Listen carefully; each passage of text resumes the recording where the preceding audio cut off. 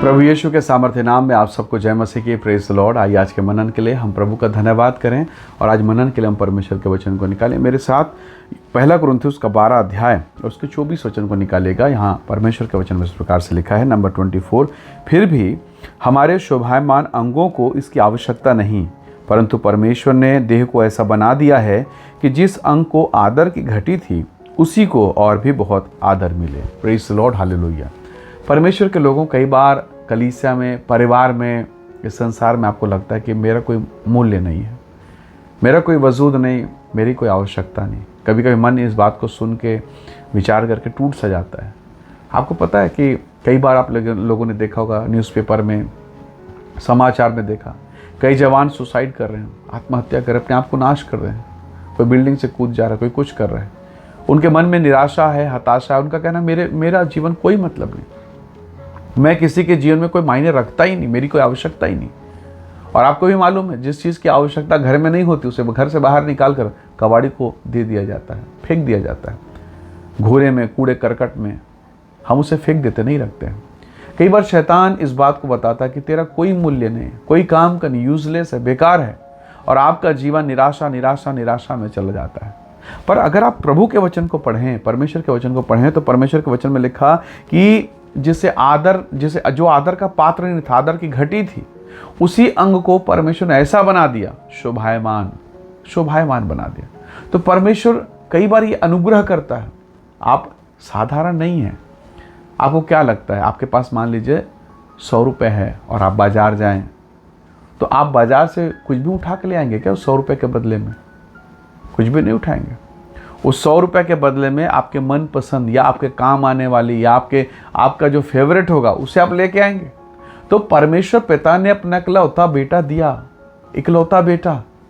क्या लगता है वो ऐसे किसी को ले लेगा? नहीं। ये ठीक है, वचन कहता है हम इस जगत में कुछ भी नहीं, जगत के प्रभु ने जगत के मूर्खों को चुन लिया। पर इसका यह मतलब नहीं कि प्रभु के मन में, प्रभु के हृदय में आपके लिए कोई योजना, कोई बात नहीं। आप ईमानदार रहिए। आप परमेश्वर के राज्य के लिए आवश्यक हैं और परमेश्वर ने आपको एक विशेष काम, विशेष दर्जे के लिए, विशेष बात के लिए रखा है। Praise the Lord.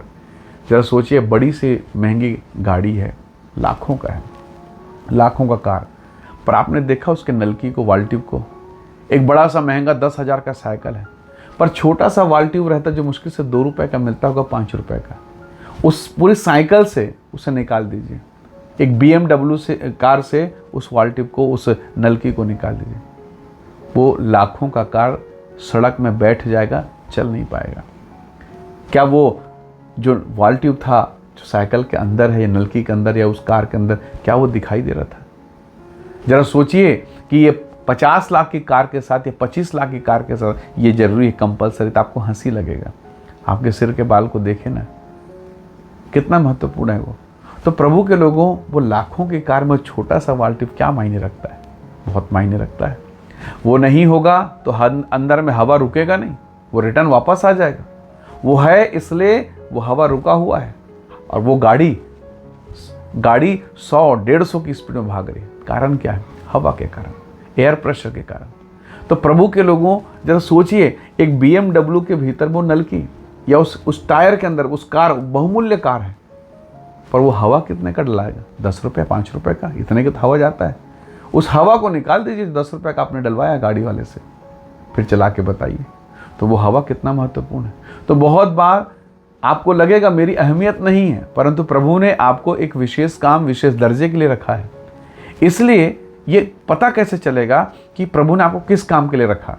प्रेरितों के काम 13वें अध्याय को जब आप पढ़ेंगे तो बहुत सारे परमेश्वर के जन थे, जहाँ पर पौलुस भी था, बरनबास था। जब वो उपवास के साथ प्रार्थना कर रहे थे तो वहाँ स्पष्ट लिखा, 1, 2, 3 वचन को पढ़ते जाइएगा, 1, 2, 3, 4 को, वहाँ लिखा परमेश्वर के वचन में कि पवित्र आत्मा ने प्रगटीकरण करके कहा, मेरे काम के लिए पौलुस को, सिलास को, बरनबास को, इन लोगों को अलग अलग जिम्मेदारी दो। प्रभु ने उन 2 लोगों को चुना, अलग किया, और अब पौलुस अपने साथी के साथ परमेश्वर की सेवा में है। आगे पढ़िएगा, अद्भुत रीति से प्रभु ने उसे इस्तेमाल किया। कौन जानता था कि पौलुस एक हत्यारा, एक कुकर्मी, कलीसिया को उजाड़ने वाला पौलुस कभी कलीसिया को बनाने वाला बन जाएगा। कभी परमेश्वर के लोगों का विरोध करने वाला परमेश्वर के सुसमाचार के पत्रियों को लिखेगा। हालेलुया। उस भेद के रहस्य के पत्रियों को लिखा। कितना अद्भुत है।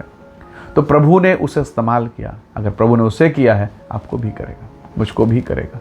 इसलिए हम उसके ग्रेस को, उसके अनुग्रह को, उसकी दया को समझें। कभी मत समझना मैं अयोग्य हूँ, मैं बेकार हूँ, मैं कमज़ोर हूँ। शैतान यही बताता है, तेरे कोई मूल्य नहीं, कोई ज़रूरत नहीं। पर परमेश्वर का वचन कहता है तुम्हारे सिर के बाल गिने हुए हैं। Praise the Lord, hallelujah. तुम्हारे सिर के बाल गिने हुए हैं, यानी परमेश्वर को आपके सर के बाल की चिंता है। कितना वो प्रेम करने वाला प्रभु है, कितना वो महान ईश्वर है, जिसने हमसे इस प्रकार मोहब्बत किया, इस प्रकार उसने दया किया। और वचन कहता है, प्रभु के वचन में हमें लिखाया गया कि जो आदर के लायक नहीं था, जो अनादर का पात्र था, उसे उसने आदर दे दिया। हालेलुया। तो वही प्रभु आपको आदर देगा। हो सकता है आज आप अपने लोगों के बीच में आदर नहीं पा रहे हैं, हो सकता है आपका निरादर हो रहा है। यूसुफ के साथ वैसे हुआ। हन्ना का कितना बेइज्जती हुआ ना, उसी के घर में।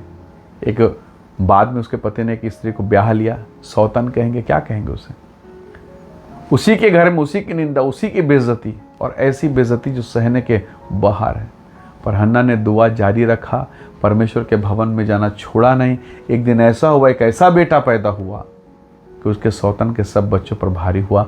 इज़राइल का नबी वो बना, शमूएल, प्रेज़ द लॉर्ड, जिसने राजा का अभिषेक किया।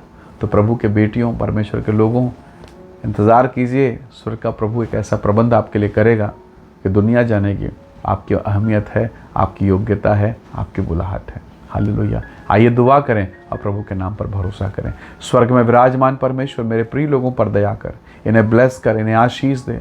और हर वो बात, हर वो परिस्थितियाँ जो इन्हें इस बार बार स्मरण दिलाती तेरा कोई मूल्य नहीं, खुदाबंद उन तमाम परिस्थितियों को तो दूर कर और उन परिस्थितियों को महिमा के लिए इस्तेमाल कर। इनके जीवन पर, इनके घर में, इनके परिवार में आपकी अद्भुत उपस्थिति हो। यहोवा का अनुग्रह प्रभु यीशु के नाम से कार्य करे। पिता, आपके प्रेम, आपकी दया, आपके अद्भुत अनुग्रह के लिए आपका धन्यवाद करते हैं। सारी महिमा आपको देते हैं, यीशु के सामर्थ्य नाम से मांगते हैं, आमीन, आमीन। प्रभु आप सबको बहुत ऐसे आशीष दे। परमेश्वर का अनुग्रह आप सबके साथ हो। Praise the Lord. जय मसीह।